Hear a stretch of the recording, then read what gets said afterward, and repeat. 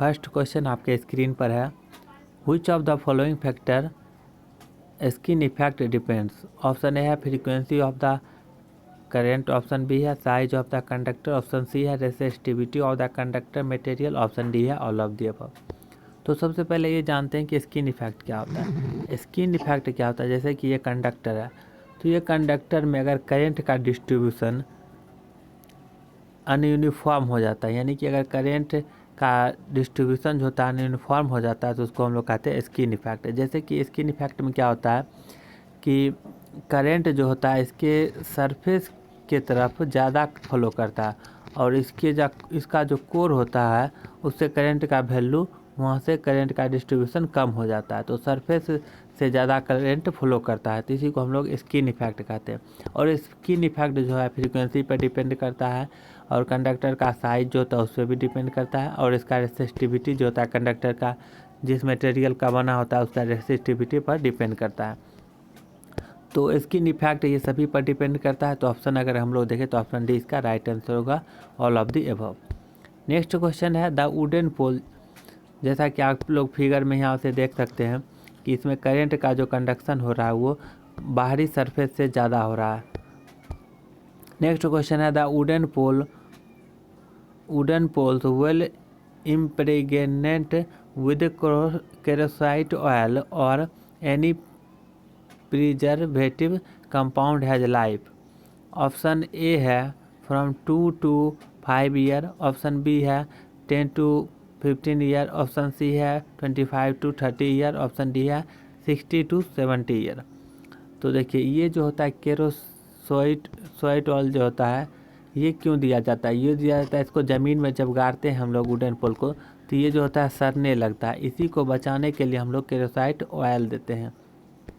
तो देखिए wooden pole जैसा कि आप फिगर में देख सकते हैं, तो वुडन पोल का जो बीच के दूरी होता है, यानी कि दो वुडन पोल के बीच का जो ये दूरी नहीं, इसमें लाइफ इसका पूछा है, तो मतलब ये जो वुडन पोल है, वुडन पोल कितने सालों तक ये चलता है, तो इसका जो जनरल लाइफ होता है 25 से 30 वर्ष होता है। तो इसका राइट आंसर जो होगा ऑप्शन सी होगा, 25 से 30 वर्ष। दोस्तों आपसे एक रिक्वेस्ट है कि आप वीडियो को अगर आपका मन हो तो लाइक मत भी कीजिएगा और चैनल को सब्सक्राइब भी मत कीजिएगा, लेकिन वीडियो को लास्ट तक ज़रूर देखिएगा, और लास्ट में आप अपना स्कोर कमेंट बॉक्स में लिखिएगा कि आप कितना क्वेश्चन सही किए।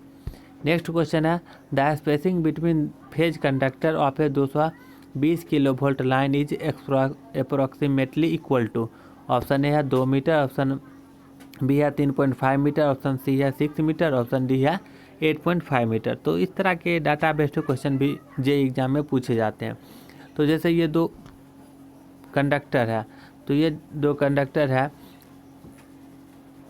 तो ये 200 कंडक्टर अगर 220 किलो वोल्ट से इसका वोल्टेज है, तो इसके दो कंडक्टर बीच की दूरी कितना होना चाहिए, तो इसके बीच का जो दूरी होना चाहिए वो 6 मीटर होना चाहिए। तो इसका जो राइट आंसर होगा ऑप्शन सी होगा 6 मीटर। नेक्स्ट क्वेश्चन है the unit for inductance and capacitance in term of MKS unit are. तो आपको इंडक्टेंस एल और कैपेसिटेंस का यूनिट निकालना है। तो अब कैसे निकालेंगे, तो आप लोग एक फार्मूला जानते होंगे V = L/di/dt, यहीं से हम लोग इसका यूनिट निकालेंगे। तब देखिए आगे करते हैं V = L/di/dt, तो यहाँ से L हो जाएगा V/di/dt = L। तो V का फार्मूला होता है V = W/Q, और उसके बाद di/dt। फिर आगे हम इसको सॉल्व करेंगे तो W Q = IT होता है, IT और di/dt। तो यहाँ से आप लोग देख सकते हैं W का जो होता है वो आप लोग जानते होंगे mL/T - 2 होता है, और यहाँ I से ये I और ये I कैंसिल हो जाएगा, तो नीचे बच जाएगा नीचे एक T बच जाएगा यानी कि T, और नीचे एक DL है यानी कि L हो जाएगा। तो M अब ये जो है L-3 हो जाएगा और T भी -3 हो जाएगा, तो ML-3 T-3। ऑप्शन अगर हम लोग देखें तो ML-3 ML-3 इसमें तो ऑप्शन नहीं मैच कर रहा है, इसका मतलब हो सकता है कुछ मिस्टेक हुआ है। तो एक बार फिर से हम लोग देख लेते हैं। V = L/di/dt होता है, तो यहाँ से L हो जाएगा V dt/di बराबर L। तो V होता है W/Q और dt और di, वहाँ मिस्टेक हो गया होगा। तो W का हम लोग वही रहने देंगे और Q I = हम लोग जानते हैं Q/T होता है, Q = IT होता है। तो Q की जगह पे हम लोग IT रख देंगे। मैं कलर इसका चेंज कर देता हूँ ताकि अच्छा से दिख सके। और di/dt/di, यहाँ से आप लोग देख सकते हैं W का हम लोग जानते हैं ml2 और T-2 होता है। और नीचे देखिए I है और T कैंसिल हो जाएगा यहाँ से, और नीचे में 2 I हो जाएगा, तो यानी कि I2 हो जाएगा। तो ml2 T-2 और I-2, यानी ml2 T-2 I-2। तो ml2 देखिए ml2 इसमें है, ml2 इसमें नहीं है, इसमें भी नहीं है, ml2 इसमें है, यानी ऑप्शन C में है और ऑप्शन D में M-1 है। तो देखिए ml2 T-2 I-2, तो ऑप्शन C इसका जो होगा राइट आंसर होगा। तो इस तरह से आप लोग, अगर आपको फार्मूला याद होगा तो आप आसानी से निकाल सकते हैं। और उसी प्रकार हम लोग कैपेसिटेंस का भी निकाल सकते हैं। तो कैपेसिटेंस का पहला ही ऑप्शन C मिल गया है, तो ये इसका सही होगा ऑप्शन C। नेक्स्ट क्वेश्चन है the AC bridge used for the measurement of inductance are. तो इंडक्टेंस के लिए किस AC ब्रिज का यूज करते हैं? तो मैक्सिमल इंडक्टेंस ब्रिज होता है, नाम से ही देख सकते हैं इंडक्टेंस इसमें लगा है, और ये जो है मीडियम इंडक्टेंस को मेजर करता है, तो ये तो होगा ही। हे ब्रिज की बात करें तो ये भी इंडक्टेंस मेजर करता है, लेकिन ये हाई इंडक्टेंस को मेजर करता है। और एंडरसन ब्रिज की बात करें तो ये भी लो इंडक्टेंस को मेजर करता है, यानी कि तीनों जो ऑप्शन देख रहे हैं ये सभी इंडक्टेंस मेजर करने के काम में आता है। तो ऑप्शन जो इसका राइट आंसर होगा ऑप्शन D होगा। दोस्तों आप लास्ट में कमेंट कीजिएगा कि आप कितना क्वेश्चन सही किए, इससे आपको पता चलेगा कि आपकी का स्कोर क्या है और आपको किस तरह से तैयारी करना है। और ये भी पता चलेगा कि किस टॉपिक में आप क्वेश्चन नहीं बना पा रहे हैं, तो उस टॉपिक को फिर से आप रिवाइज कर लीजिएगा। तो वीडियो को लास्ट तक ज़रूर देखिएगा। नेक्स्ट क्वेश्चन है for a 2 pole 50 hertz 3 phase synchronous motor the speed of rotating magnetic field is. तो हम सभी जानते हैं NS = 120 F/P होता है। तो यहाँ से हम लोग 120 F का वैल्यू 50 है और P का वैल्यू 2 है, तो 6 यानी कि 3000 इसका राइट आंसर होगा। तो 3000 RPM ऑप्शन C है, तो ऑप्शन C इसका राइट होगा। दोस्तों थोड़ा बारिश हो रहा है तो कुछ आवाज़ भी आ सकता है, तो आप उसको ध्यान मत दीजिएगा। नेक्स्ट क्वेश्चन है Which type of rotor is generally used for high speed alternator और turbo alternator। तो सबसे पहले ये जान लीजिए कि आपको ये भी पूछ सकता है कि टर्बो अल्टरनेटर किसको कहते हैं। तो टर्बो अल्टरनेटर जो था हाई स्पीड को कहते हैं, ये क्वेश्चन में भी दिया गया। और अगर लो स्पीड अल्टरनेटर की बात करें तो उसको हाइड्रो कहते हैं। तो लो स्पीड में हाइड्रो अल्टरनेटर और हाई स्पीड में टर्बो अल्टरनेटर, तो ये दोनों भी आप याद रखिएगा। आप देखिए पूछा गया तो उसका कंस्ट्रक्शन के बारे में कि सैलिएंट पोल टाइप होगा, यानी कि टर्बो जो होगा वो सैलिएंट होगा या स्मूथ सिलेंड्रिकल होगा। तो इससे पहले हम लोग फार्मूला देखे थे कि NS = कितना होता था 120 F/P होता था।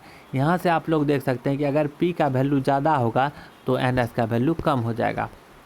तो यहाँ पे हाई स्पीड है यानी टर्बो अल्टरनेटर, हाई स्पीड के लिए पोल की संख्या कम होनी चाहिए, और पोल की संख्या जो कम होती है वो सिलेंड्रिकल टाइप में कम होती है। तो पोल का जो संख्या होता है सिलेंड्रिकल टाइप में कम होता है, इसलिए इसका स्पीड ज़्यादा होता है। तो इसका सही आंसर ऑप्शन C होगा, स्मूथ सिलेंड्रिकल टाइप। अगर सैलिएंट की बात करें तो सैलिएंट में फार्मूला NS = 120 F/P। सैलिएंट में जो होता है पोल की संख्या ज़्यादा होती है, इसलिए उसका स्पीड कम होता है, और स्पीड कम होता है तो वो हाइड्रो में यूज किया जाता है, याद रखिएगा ये आप। तो इसका जो राइट आंसर था ऑप्शन C था। नेक्स्ट क्वेश्चन है an induction motor circuit is similar to.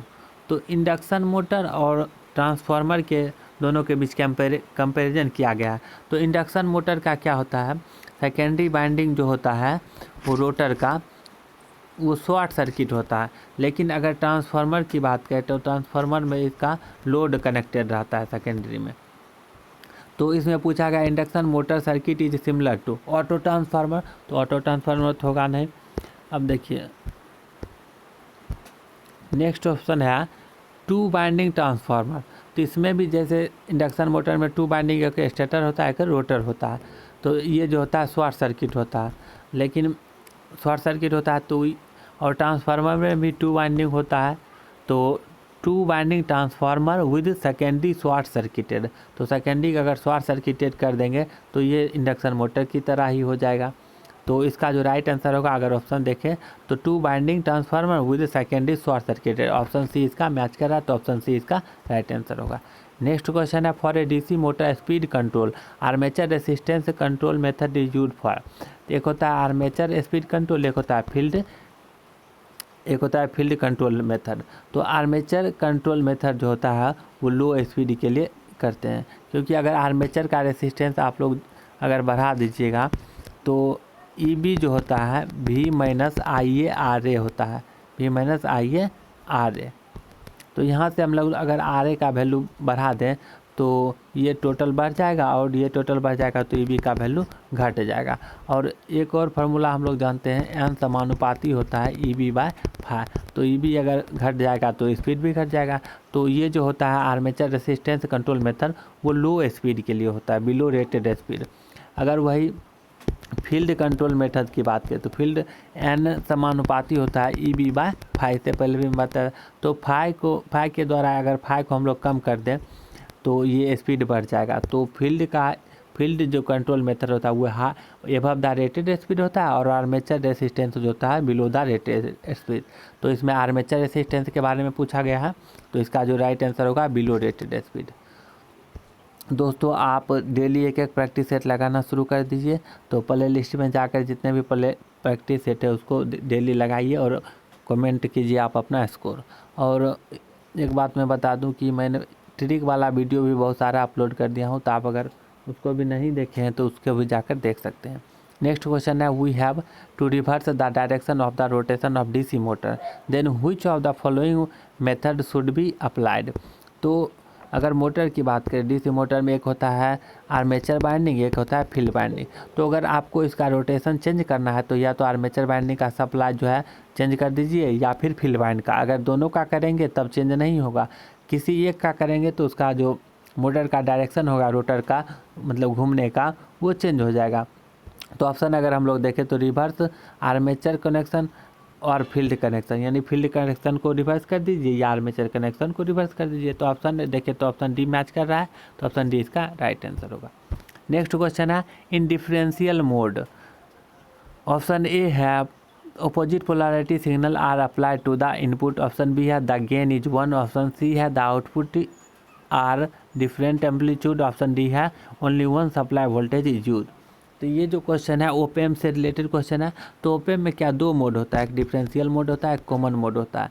Differential mode में क्या होता है इनपुट जो होता है वो अपोजिट पोलैरिटी का होता है, अपोजिट पोलैरिटी का होता है। लेकिन कॉमन की बात करें तो कॉमन में सेम होता है, तो कॉमन में सेम होता है, नाम से भी देख सकते हैं आप लोग डिफरेंशियल है इसमें अपोजिट पोलैरिटी का होता है और कॉमन में सेम होता है। तो वही पूछा इनपुट जो होता है इसमें डिफरेंशियल मोड में वो अपोजिट पोलैरिटी का होता है। तो ये जो इनपुट सिग्नल होता है वो अपोजिट, जैसे कि ये इधर है तो दूसरा सिग्नल ऐसा होगा, तो इसमें अपोजिट पोलैरिटी होगा। तो ऑप्शन देखेंगे तो opposite polarity signal are apply to the input, तो ऑप्शन यही मैच कर रहा है, तो ऑप्शन ए इसका राइट होगा। नेक्स्ट क्वेश्चन है इन द कॉमन मोड। तो फिर से ओपेम का ये क्वेश्चन है, इससे पहले मैं बताया कि एक डिफरेंशियल मोड होता है, कॉमन मोड होता है। इस तरह से मैं बार बार बोलता हूँ ताकि आपको याद हो जाएगा। तो एक डिफरेंशियल मोड एक कॉमन मोड होता है। तो डिफरेंशियल में नाम से भी आप लोग देख सकते हैं इसमें अपोजिट पोलैरिटी होता है और इसमें होता है सेम पोलैरिटी। तो सेम पोलैरिटी यानी आइडेंटिकल होगा। तो ऑप्शन अगर हम लोग देखें तो identical signal appears on the both input, इसमें आइडेंटिकल सिग्नल होता है दोनों इनपुट में। अगर इनपुट एक ऐसा है तो सिग्नल ऐसा है तो दोनों ऐसा ही होगा, तो आइडेंटिकल होगा। तो ऑप्शन सी इसका राइट आंसर होगा। नेक्स्ट क्वेश्चन है in insulated metal sphere of 20 centimetre diagram is charge by rubbing with charge 2 × 10⁻⁸ coulomb potential developed will be. तो मैंने कुछ न्यूमेरिकल क्वेश्चन भी इसमें ऐड किए हैं। तो ये जो क्वेश्चन है आप लोग एक फार्मूला पढ़े होंगे, तो V होता है 1/4 पाई एप्सिलॉन नॉट Q/R होता है। तो इसी फार्मूला से की सहायता से ये प्रॉब्लम सॉल्व होगा। तो V 1/4 पाई एप्सिलॉन नॉट, और यहाँ पे Q का वैल्यू आप लोग देख सकते हैं 2 × 10⁻⁸ दिया हुआ है, और R यहाँ R नहीं दिया हुआ है, इसका जो है डायमीटर दिया हुआ है, D = 20 दिया हुआ है, और सेंटीमीटर, यानी इसको मीटर में कन्वर्ट कर लेंगे तो 10⁻²। तो R निकाल लेंगे तो 2 से डिवाइड कर देंगे तो 10 × 10⁻² हो जाएगा। और एक बात आपको याद रखना है, 1/4 पाई एप्सिलॉन नॉट का वैल्यू जो होता है 9 × 10⁻9 होता है। और ये जो इसका वैल्यू है, चार्ज का वैल्यू रख देंगे, और डी का वैल्यू यानी आर का वैल्यू, तो आर का वैल्यू हम लोग अभी निकाले इधर, यहाँ पे आर 10 × 10⁻²।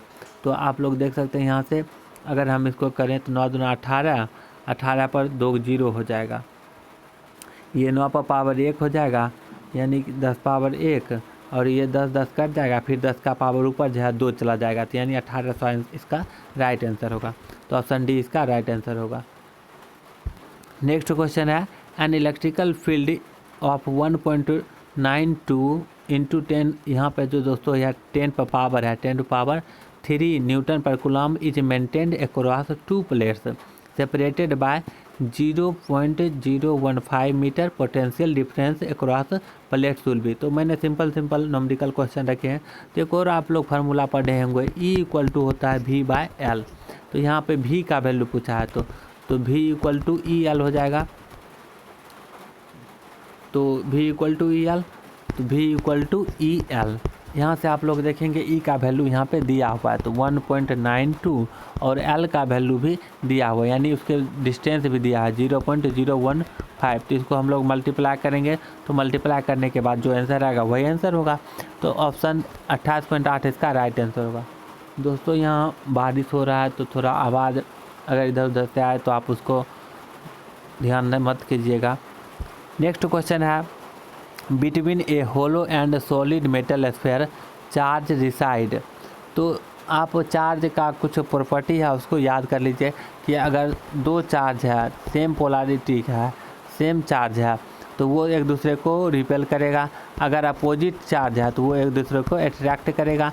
और एक बात और आपको याद रखना जो कि बहुत ही महत्वपूर्ण है, कि अगर किसी सॉलिड की बात करें या फिर होलो मतलब होता है खोखला, और सॉलिड मतलब होता है पूरा, आप लोग जैसे समझ सकते हैं उसका खोखला नहीं होगा, जैसे ईंट हो गया, ईंट खोखला नहीं होता।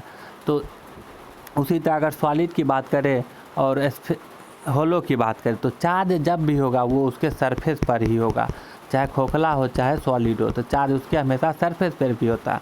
तो वही इस क्वेश्चन में पूछा गया है कि चार्ज कहाँ पर डिसाइड करता है, तो चार्ज हमेशा आउटर सरफेस।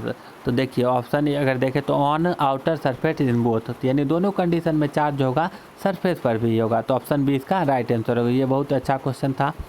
नेक्स्ट क्वेश्चन है, which of the following is a steady state error for a step input apply to a unity feedback system with the open loop transfer function GS = दिया हुआ है। तो देखिए control system से भी question पूछा जाता है, ज़्यादा हार्ड क्वेश्चन नहीं पूछा जाता है। तो इसमें देखिए स्टेडी स्टेट एरर का फाइंड करना है। तो स्टेडी स्टेट एरर इसमें 3 कंडीशन में होता है। आप इनपुट में रैंप सिग्नल भी दे सकते हैं, यूनिट स्टेप भी सिग्नल दे सकते हैं, पैराबोलिक भी दे सकते हैं। तो यहाँ पे इसमें देखिए क्या दिया हुआ है, तो इसमें जो कौन सा सिग्नल दिया है, स्टेप सिग्नल है, तो यूनिट स्टेप सिग्नल है। तो इसमें जो एरर कोफिशिएंट होता है वो भी इस पर डिपेंड करता है इनपुट पर। अगर स्टेप सिग्नल रहेगा, यूनिट स्टेप सिग्नल होगा, तो उसको हम लोग उसमें जो एरर कांस्टेंट आएगा उसको हम लोग कहेंगे पोजीशन कांस्टेंट KP। अगर रैम पर आता है तो उसमें होता है वेलोसिटी कोफिशिएंट। अगर इनपुट जो है पैराबोलिक रहेगा तो वो होगा पोजीशन वेलोसिटी, और इसमें एक्सीलरेशन होता है। तो तीनों आप समझ गए होंगे। तो लेकिन इसमें दिया हुआ है स्टेप इनपुट, तो स्टेप इनपुट में KP होगा। तो KP का सबसे पहले फार्मूला जो होता है लिमिट s टेंड्स टू 0 और GS HS, यहाँ पर HS का वैल्यू 1 है और GS तो दिया हुआ है, तो 1 से मल्टीप्लाई करेंगे तो GS HS निकल जाएगा और उसमें लिमिट s टेंड्स टू हम लोग 0 रख देंगे तो KP का वैल्यू निकल जाएगा। तो KP का वैल्यू हम लोग निकालते हैं लिमिट s टेंड्स टू 0 और 10/s² प्लस 14s प्लस 50, तो s का वैल्यू 0 रखेंगे तो 10, ये दोनों तो 0 ही हो जाएगा, 10/50 तो 1/5 KP आ गया। तो ये सिर्फ अभी KP निकला है, KP = 1/5 और स्टेडी स्टेट एरर जो होता है इस कंडीशन में 1/1 प्लस KP होता है। तो 1/1 प्लस 1/5 तो 1 प्लस 1 ये हो जाएगा 1/1 प्लस 1/5 तो यानी कि 1/6/5 तो 5/6 हो जाएगा। तो 5/6 को हम लोग करेंगे कैलकुलेशन तो 0.83 आ जाएगा। तो इसका जो राइट आंसर होगा ऑप्शन C होगा 0.83। नेक्स्ट क्वेश्चन है which are the mobile charge carrier present in the semiconductor diode. तो इसमें मोबाइल चार्ज कैरियर की बात कर रहा है, तो मोबाइल चार्ज कैरियर सेमीकंडक्टर में इलेक्ट्रॉन होता है और होल होता है, तो यही दोनों होगा। तो ऑप्शन होल है, अलग अलग ऑप्शन है इलेक्ट्रॉन होल और लास्ट में ऑप्शन है बोथ A एंड B, तो ऑप्शन B डी इसका राइट आंसर होगा। नेक्स्ट क्वेश्चन है डायोड इज ऑल्सो कॉल्ड। तो आप लोग जानते ही होंगे, ये बहुत ही सिंपल क्वेश्चन है। डायोड जो एम्पलीफायर नहीं होता है, रेक्टिफायर होता है, तो ऑप्शन B इसका राइट आंसर होगा। दोस्तों अगर आप लोग चाह रहे हैं कि मैं रीजनिंग का भी वीडियो प्रोवाइड कर दूं तो आप लोग कमेंट बॉक्स में लिख दीजिएगा, मैं रीजनिंग का भी वीडियो प्रोवाइड कर दूंगा। और ये प्रैक्टिस सेट इलेक्ट्रिकल का तो चलता ही रहेगा और आप लोग डेली प्रैक्टिस सेट लगाते रहिए। नेक्स्ट क्वेश्चन है when P type substance is connected to negative. देखिए डायोड की बात कर रहा है, P निगेटिव से और N पॉजिटिव से, तो ये तो रिवर्स बायस हो जाएगा। सिंपल क्वेश्चन था, तो बिना ज़्यादा समय लगाते हुए आप इसको बना सकते थे रिवर्स बायस, तो इसका ऑप्शन होगा सही। What is the majority carrier in N type. अगर N टाइप में बात करें तो N टाइप में मेजोरिटी चार्ज कैरियर जो होता है वो इलेक्ट्रॉन्स होता है और माइनॉरिटी चार्ज कैरियर होल होता है। ये सिंपल क्वेश्चन था, तो ऑप्शन C इसका राइट आंसर होगा। तो दोस्तों ये लास्ट क्वेश्चन था। आपको वीडियो कैसा लगा? अगर वीडियो अच्छा लगा होगा तो लाइक कर दीजिएगा, अपने दोस्तों के साथ शेयर भी कर दीजिएगा और आप अभी तक अगर इस चैनल पर नए हो तो चैनल को सब्सक्राइब कर लीजिए जल्दी से, क्योंकि मैं इस चैनल पर इलेक्ट्रिकल से रिलेटेड प्रैक्टिस सेट और इलेक्ट्रिकल से रिलेटेड ट्रिक हो गया या फिर इलेक्ट्रिकल से रिलेटेड किसी वैकेंसी का नोटिफिकेशन हो गया, ये सभी चीज़ों को अपलोड करता रहता हूँ। तो आप चैनल को जल्दी से सब्सक्राइब कर लीजिए और दोस्तों आप वीडियो को लास्ट तक देखा कीजिएगा और लास्ट तक वीडियो देखने के लिए आपको बहुत बहुत धन्यवाद। और आप लोग हमें इंस्टाग्राम पर भी फॉलो कर सकते हैं, इंस्टाग्राम पर भी मैं कुछ क्वेश्चन अपलोड करते रहता हूँ और वैकेंसी से रिलेटेड नोटिफिकेशन भी अपलोड करते रहता हूँ। तो आप ये देख सकते हैं इंस्टाग्राम का आईडी है इलेक्ट्रिकल जूनियर इंजीनियर, तो वहाँ भी आप लोग फॉलो कर लीजिएगा। तो आज के वीडियो में दोस्तों इतना ही, फिर मिलेंगे अगले वीडियो में नए प्रैक्टिस के साथ, मैं नए प्रैक्टिस सेट के साथ। तब तक के लिए धन्यवाद और चैनल को जल्दी से सब्सक्राइब कर लीजिए।